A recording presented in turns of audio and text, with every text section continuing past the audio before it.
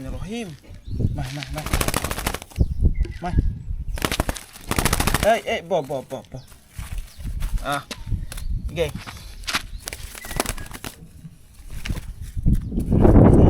Bodoh saja. Anak muda ni, Okay. Assalamualaikum. Okay. Jadi saya nak royak sini. Kalau macam burung tu liar-liar ke orang, kita boleh guna cara spray, Tapi semolanya spray waktu pagi sebenarnya. Tapi di waktu pagi saya kerja.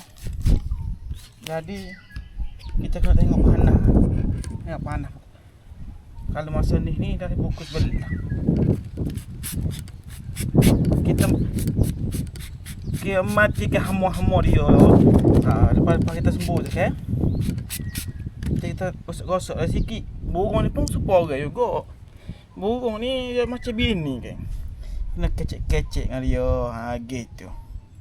Langsung sungguh dia royak ni. Kena kecek-kecek dengan dia. Dia faham kita royak ni. Cuma dia tak boleh nak jawab.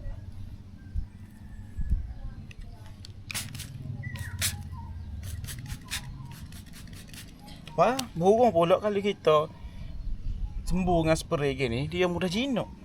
Tapi bukan sembuh hari ni jinak. Kiranya sembuh acak-acak kali lah. Lama-lama dia cepat jinak. Burung ni pula macam burung kuku ni, kita kena duduk dengan dia seumur. Kilik seumur dia pergi kat tu, kita pergi kat tu, kita pergi kat ni, kita kena kilik seumur dia ni.